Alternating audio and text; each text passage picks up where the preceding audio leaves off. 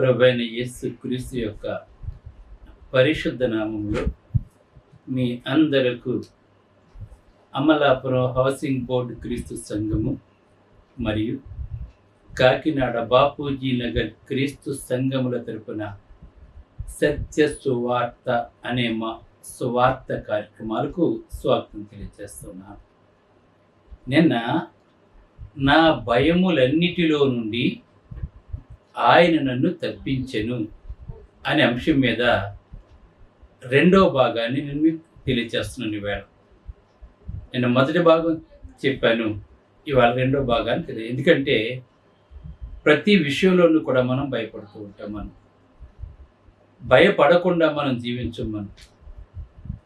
కనుక భయం నుండి దేవుడు మనల్ని ఏ విధంగా అయితే విడిపిస్తాడో అది మనం తెలుసుకున్నట్లయితే ధైర్యంగా జీవించవచ్చు. మన దేవుడు గొప్పవాడని, మన దేవుడు బలవంతుడని, మన దేవుడు ఆయనను ఆశ్రయించిన వారిని ఎప్పుడూ కూడా విడిచిపెట్టడని, ఆయన దక్షిణస్థం మన మీద ఉంచుతాడని చెప్పి ఈ ప్రసంగం ద్వారా గొప్ప ఆదరణ మనకు కలుగుతుంది. ప్రార్థన చేసుకుందాం. పరిశుద్ధుడైన తండ్రి, పరలోకమందున్న దేవ, నీ పరిశుద్ధ నామమునకు స్తోత్రములు తెలియజేస్తున్నా తండ్రి. ప్రభా, నాకు కలిగిన భయములన్నిటిలో నుండి ఆయన నన్ను తప్పించెను అని రెండవ భాగాన్ని వివరిస్తుండగా మా ప్రియులకు తండ్రి ధైర్యము ఆదరణ కలగజేయటానికి ఈ ప్రసంగం సహాయపడేలా చేయమని, నువ్వు గొప్ప దేవుడిని తెలుసుకోవటానికి ఈ ప్రసంగం సహాయపడేలా చేయమని క్రీస్తు నామములో ఈ ప్రార్థన చేయించున్నాను తండ్రి. ఆమేన్.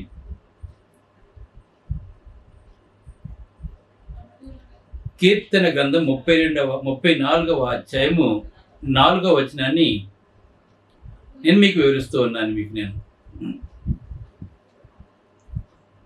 ఇవాళ కొరింథీయులకు రాసిన 2వ పత్రిక 12వ అధ్యాయము 8 నుంచి 9 వచనాలు చూసినట్లయితే పౌలు గొప్ప సేవ చేస్తున్నాడు. పౌలు గారు క్రీస్తు నిమిత్తమే బ్రతుకుతున్నాడు.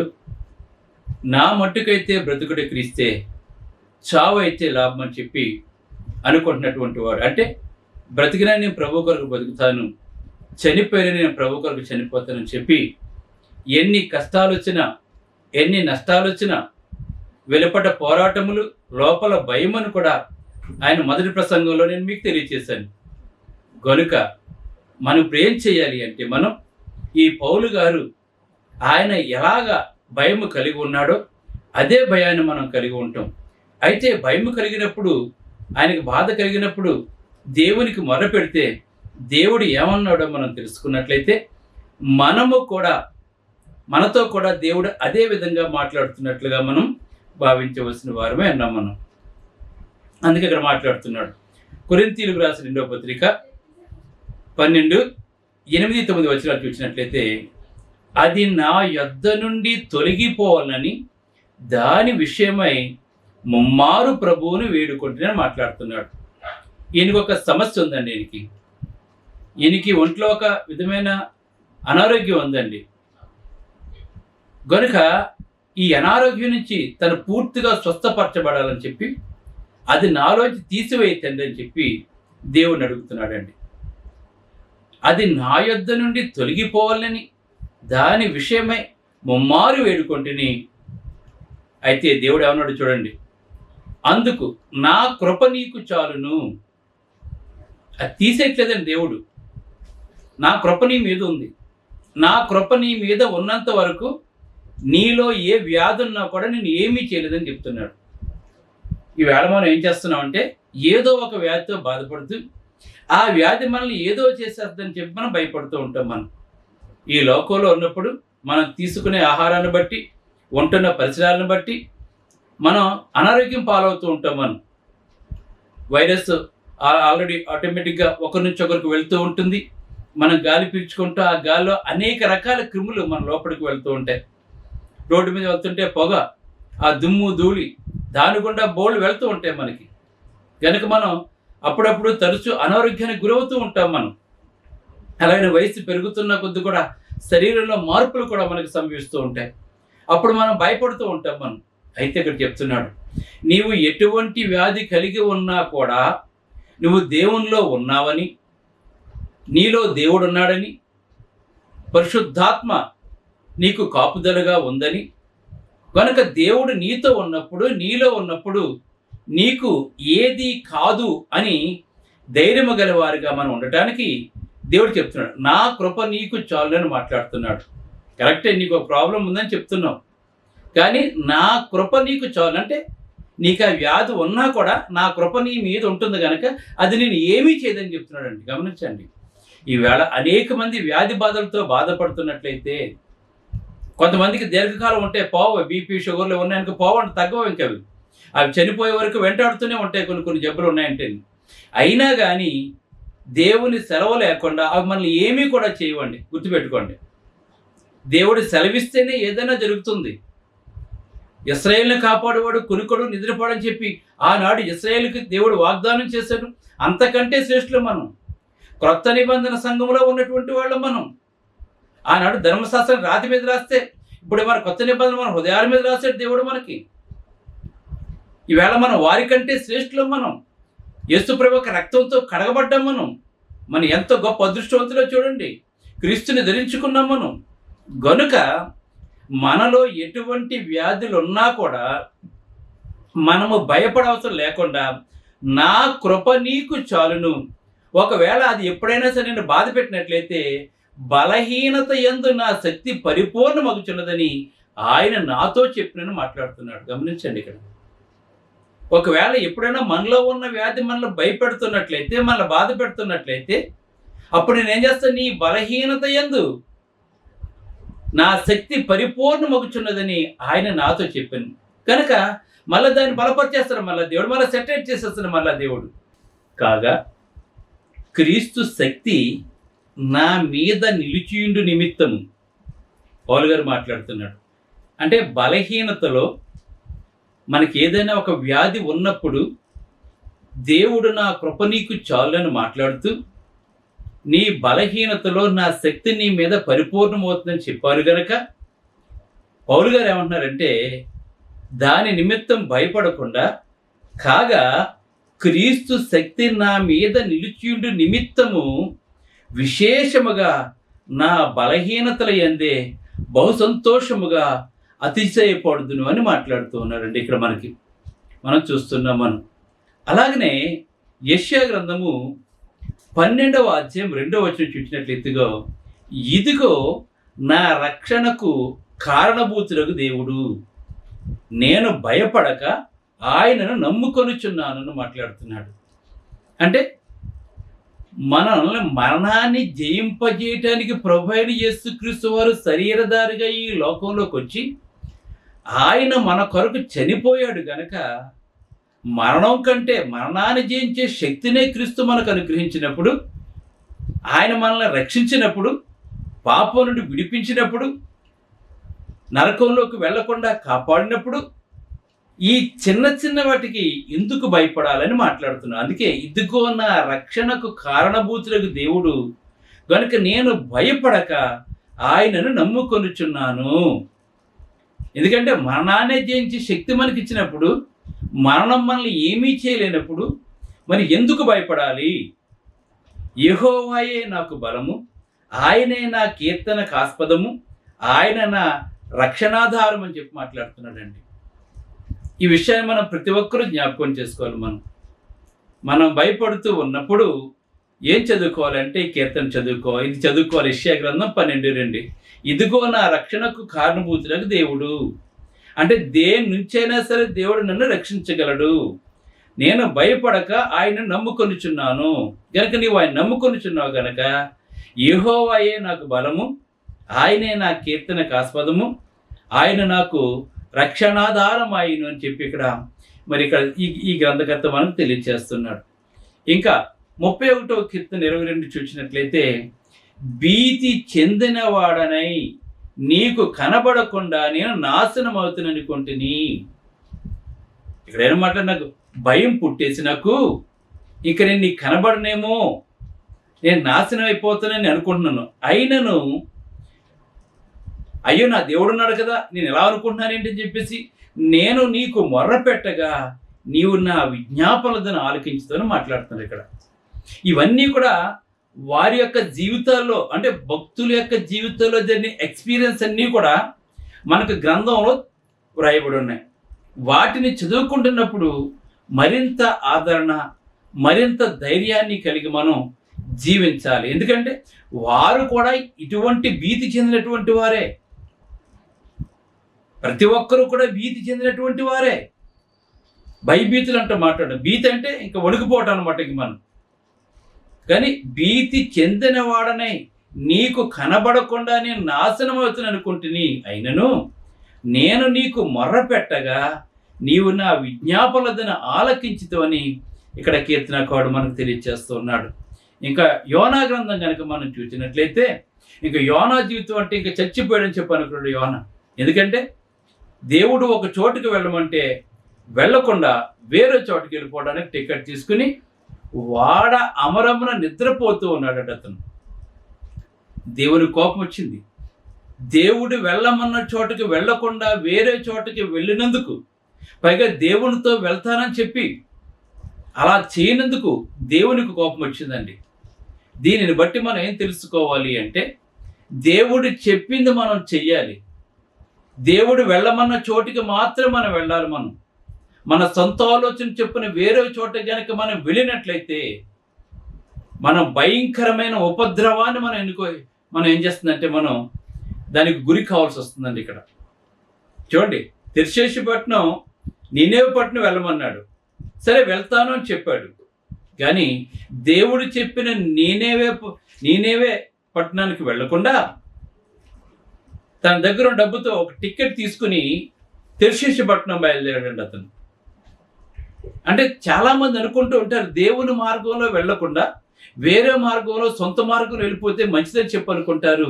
కానీ ఏదో ఒక రోజున దేవుడు వారందరికీ కూడా బుద్ధి చెప్తాడండి, సరైన మార్గం కానప్పటిది. దేవుడు కనుక చెప్పినప్పుడు, లేదంటే ఒక దైవజనుడు నీకు చెప్పినప్పుడు ఇది సరైన మార్గం కాదు అని నీతో చెప్పినప్పుడు నీవు గనక వినకపోయినట్లయితే దాని యొక్క పర్యవసానం అత్యంత భయంకరంగా ఉంటుందన్న సంగతి మనం మర్చిపోకూడదండి. అందుకే ఇక్కడ మాట్లాడుతున్నాడండి. అప్పుడు దేవుడు ఏం చేశాడు? శుభ్రంగా నిద్రపోతున్నాడు. దేవుడు చూడలేదు ఏం అనుకోండి. చాలామంది వేళ దేవుడు చూడలేదు, పర్వాలేదు అని చెప్పి అనుకుంటారు చాలా విషయాలను. కానీ దేవుడు చూస్తున్నాడు, మనందరినీ దేవుడు చూస్తున్నాడు. దేవుడు ఇది మర్చిపోకూడదు. మనం తమ ఇష్టం వచ్చినట్టు జీవిస్తున్నారు ఈవేళ దేవుడు చూడలేదని చెప్పి అనుకుని. ఆయన నరులను పరిశోధిస్తున్నాడు దేవుడు. నీతిమంతుల్ని చూస్తున్నాడు, అనీతిమంతులను కూడా దేవుడు చూస్తున్నాడు.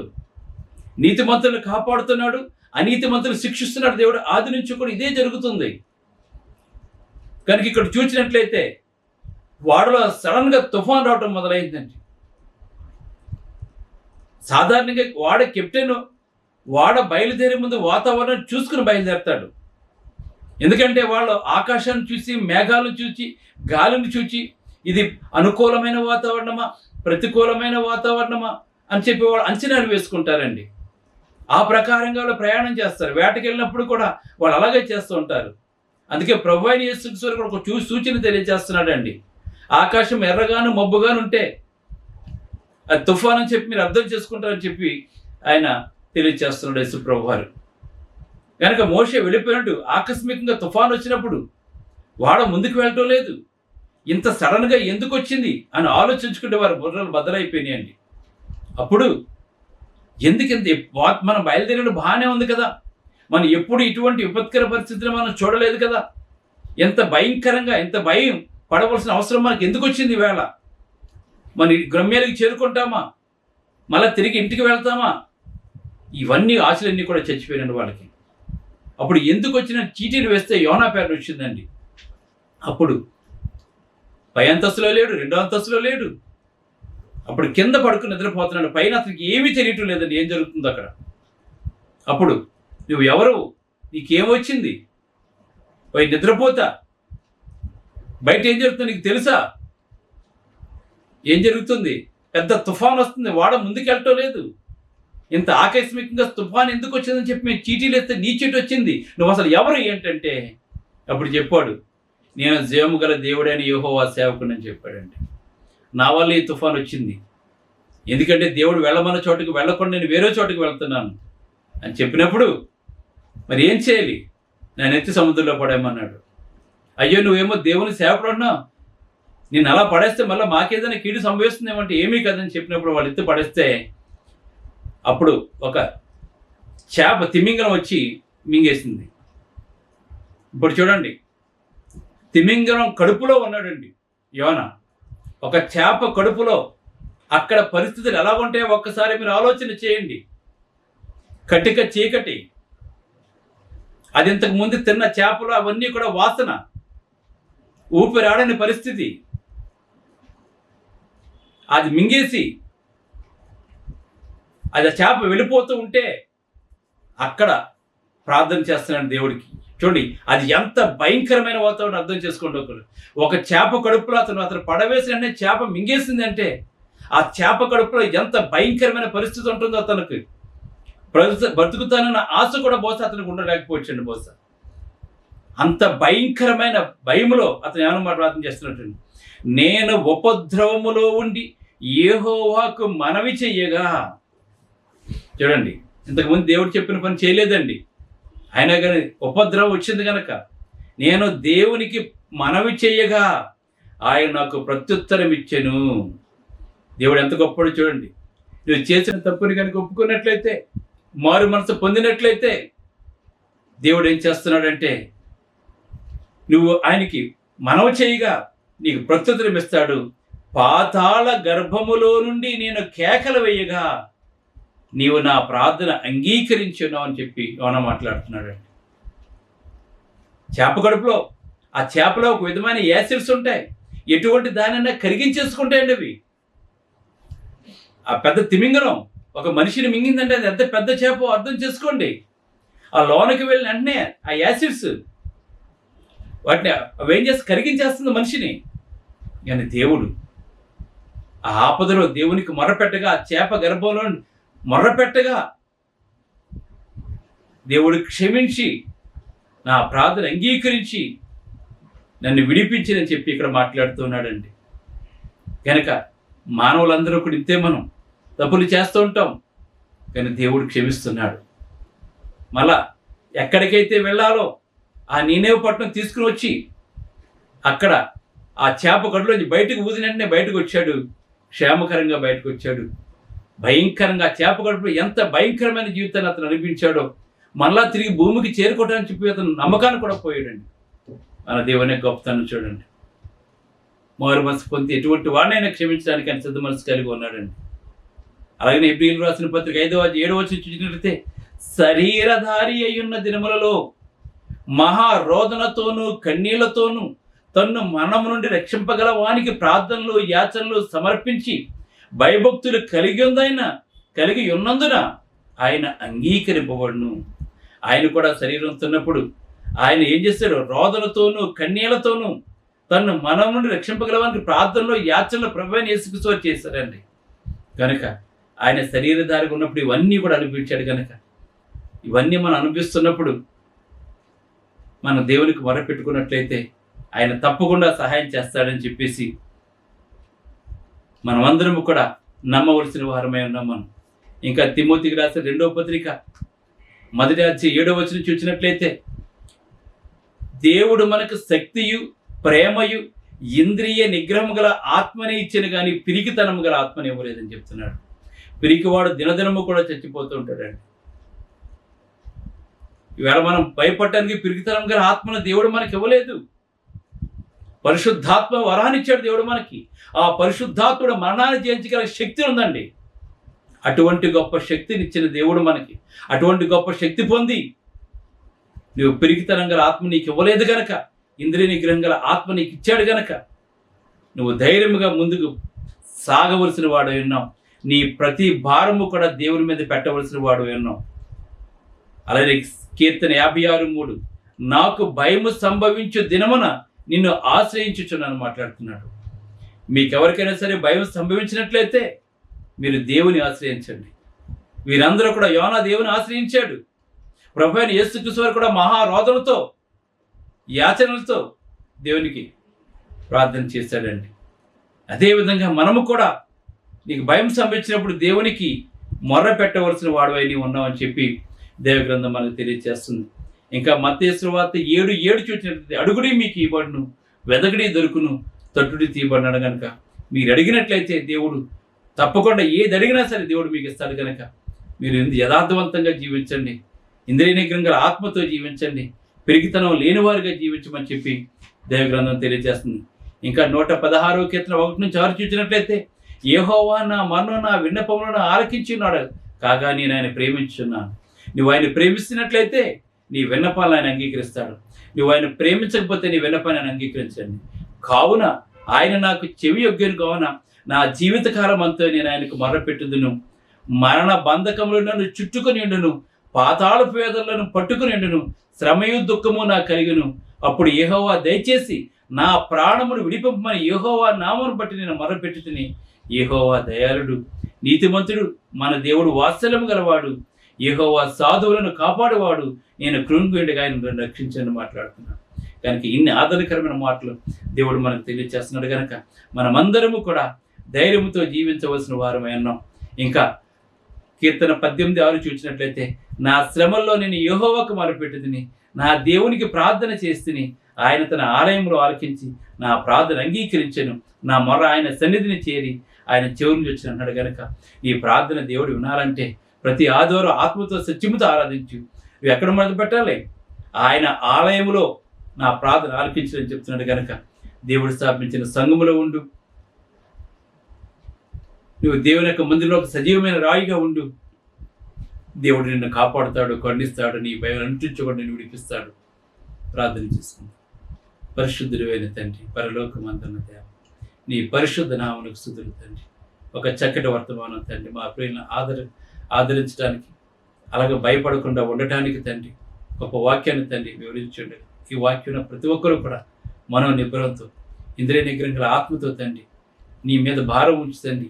ప్రతి దాన్ని జయిస్తూ తమ జీవనయాత్రలో ముందుకు సాగిపోయేలాగా చేసి నువ్వు గొప్ప దేవుడు నీ లోకం తెలుసుకునేలా చేయమని యేసు క్రీస్తు నన్ను వేడుకొంచున్నాను తండ్రి.